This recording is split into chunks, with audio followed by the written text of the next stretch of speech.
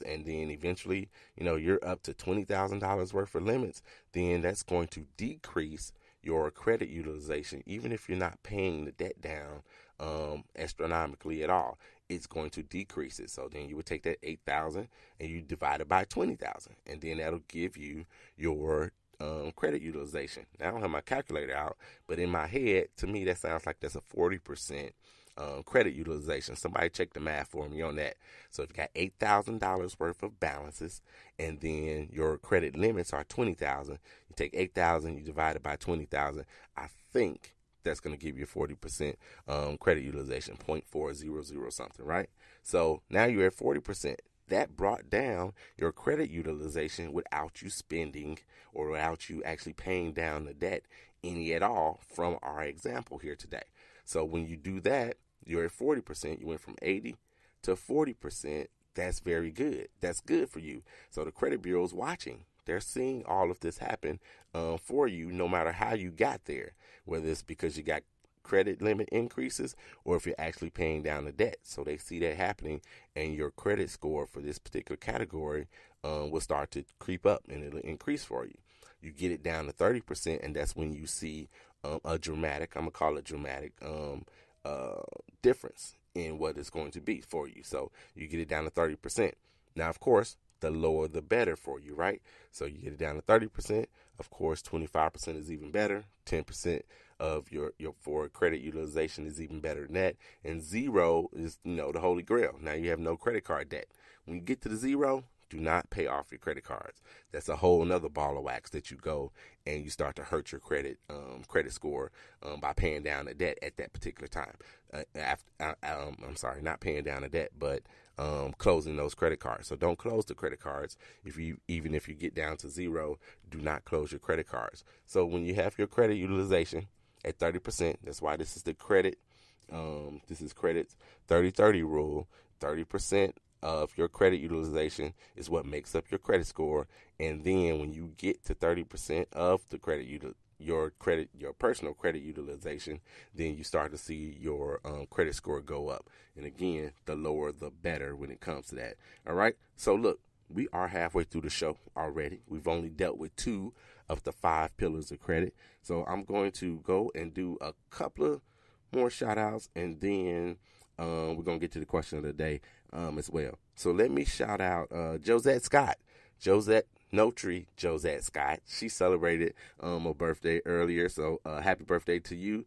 Elijah Neal celebrated a birthday, a member of Alpha Phi Alpha. He celebrated a birthday. Happy birthday to him. Todd Carter celebrated a birthday, one of my frat brothers, Kappa Alpha Psi Fraternity Incorporated. He celebrated a birthday. Happy birthday. Trent McCain, my man Trent McCain, Esquire, he celebrated a birthday. Excellent attorney in Northwest Indiana. Trent McCain celebrated a birthday, so happy birthday to him. I gotta give a shout out to Angie Hudson. Angie Hudson is the mother of 2 of my godchildren, my best friend's wife. She celebrates a birthday. I think it's actually coming up. Her birthday might be tomorrow, so happy early birthday to you, Angie. Happy birthday. Nikki Stallworth, she celebrated a birthday as well, so happy birthday to you, Nikki Stallworth, too. All right, so let's jump into the question of the day right quick. So the question of the day comes from Ray. You also can be part of this. If you've got a question, all you got to do is contact me. I'm on Facebook, 800 Credit Score Man. Send me a message there. I'm on Instagram, 800 Credit Score Man. I'm on Twitter, at Credit Score _man on Twitter. You can always email me, 800@creditscoreman.com. Next week, I actually might do a show just answering questions. All questions, no subject matter is prohibited next week, because this week I got a whole bunch of questions from a lot of people. Did a lot of back and forth. So contact me, 800@creditscoreman.com. That's where you can email me. So Ray is from North Carolina, and his question is, which credit bureau is the most important? So, Ray, thank you so very much. First of all, thank you very much for contacting me. He sent me an email. He told me he listens to the show on Spotify. He found it a little while ago. So, thank you for listening on Spotify, Ray. You can catch the show on any other places that podcasts are found. So, if it's Spotify, if it's iHeartRadio, you can go get my app. the 800 Credit Score Man Show app on if you have an iPhone. So you guys check it out. So Ray said, which credit bureau is the most important? So all three, Ray, all three credit bureaus are important. See, you never know when you apply for credit somewhere, you never know which credit bureau the bank or the lender uses to take a look at your credit. So that makes them all important. So you can't ignore any of the credit bureaus. So you can't just deal with Equifax and not have to deal with TransUnion or what have you. You can't do that. You've got to look at all three, make sure everything is correct on all three of your credit reports, correct and accurate, and your credit scores are going to be different. So, if you have a choice, I would rather, utilize, TransUnion if that's what your thing is, or I would rather utilize Equifax or whatever it is. You can't pick and choose those things. It's like when you go into the car dealership and they go in the back and, they send your credit to, 6 banks. Bank A may use Equifax. The next bank may use TransUnion, and the next one might use Experian. So you just never know which one they're going to use. So they're all equally important. Those are the 3 major credit bureaus. So you need to make sure that everything is correct and right for you on all 3 of those credit bureaus. So none of them are more important than the other. Now, I will say this. Experian is really trying to up their game when it comes to getting lenders to use them versus Equifax and TransUnion. And TransUnion and Equifax might be doing some things behind the scenes that we don't know about. And lenders might actually, who knows, they might not like this whole new Experian thing that they're doing with Ultra FICO and Experian Boost. Maybe they don't like those things. Maybe they think that it will artificially inflate people's credit scores, and the bank can't charge as much interest, or they actually give loans to people who shouldn't have gotten those loans. We don't know what the fallout from that is going to be as of yet, but Experian is really doing some things right now. So all 3 of them are really, really important. And if you go get a mortgage, they're going to pull all 3 credit bureaus. If you go get a car, not necessarily. They're going to pull one. They're not going to pull all 3. But if you go get a mortgage, they're going to pull all 3 anyway. So they need to be accurate, and you need to take care of whatever's on those credit bureaus for all 3 of them. So all 3 are very important, Ray.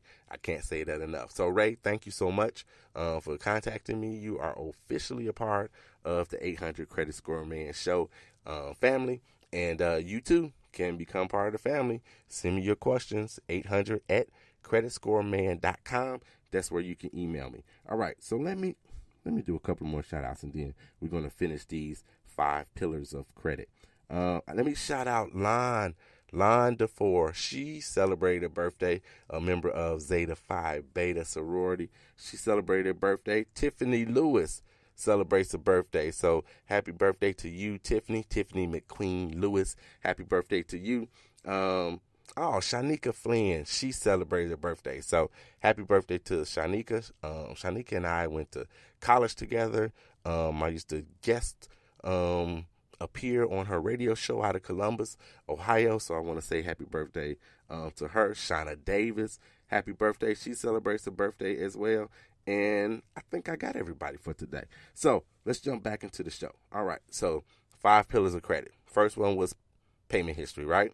At 35% of what your credit score is. The second one we talked about was your credit utilization, which is 30% of your credit score. Let's go to your length of history.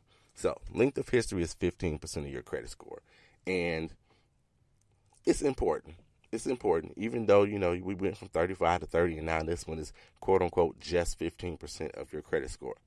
Length of history tells how long you've had credit. So I think it's mislabeled because it says length of history. It should actually be the average length of history.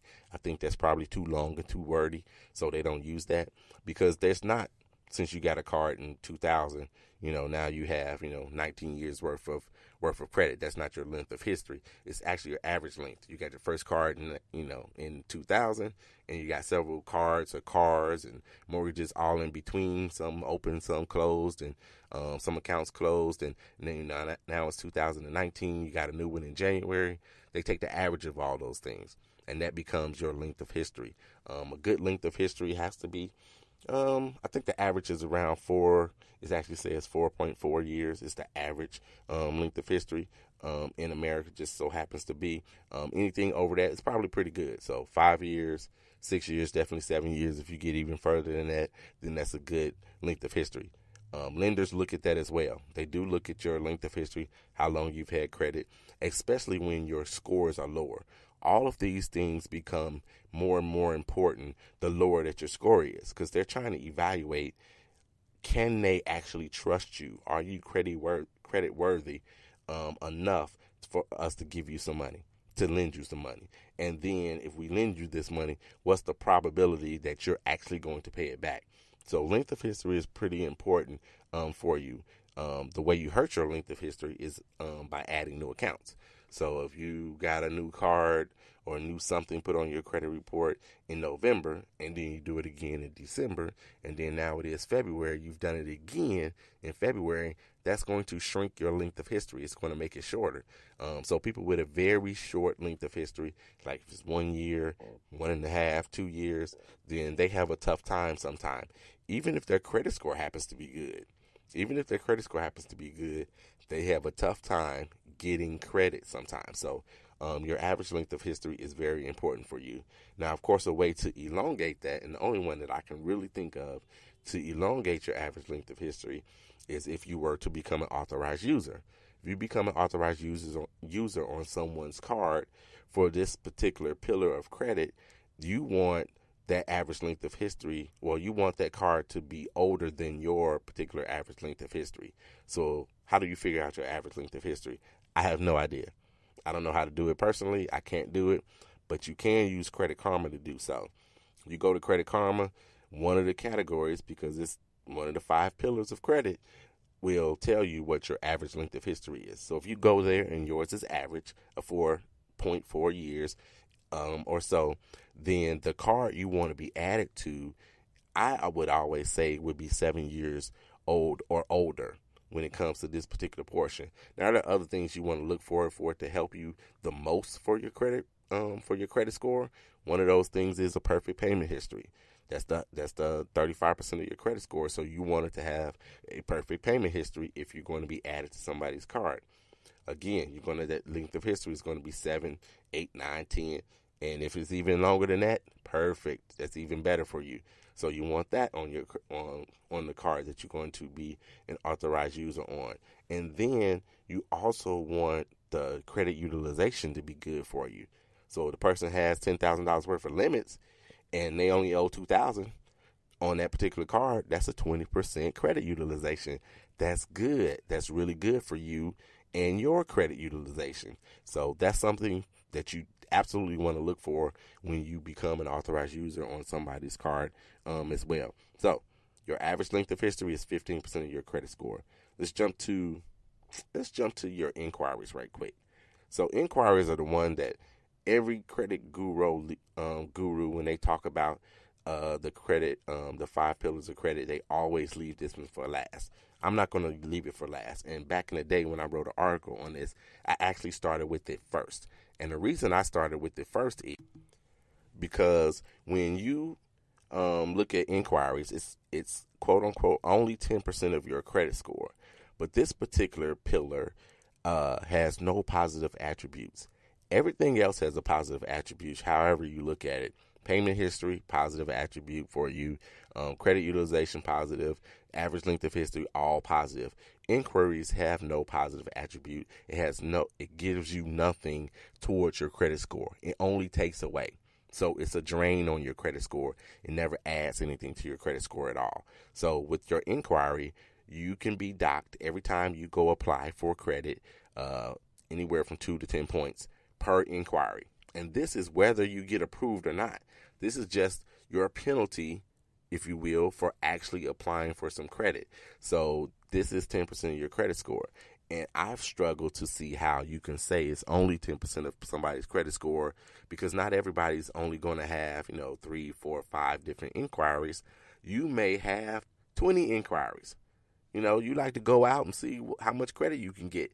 So you go out and you apply everywhere, and you apply everywhere and often. And so that can hurt your credit score tremendously. Just imagine if you just got dinged 5 points for every time you went and applied and you had 20 inquiries on your credit report. That's 100 points. 20 times 5 is 100 points, right? So then that's 100 points that could potentially come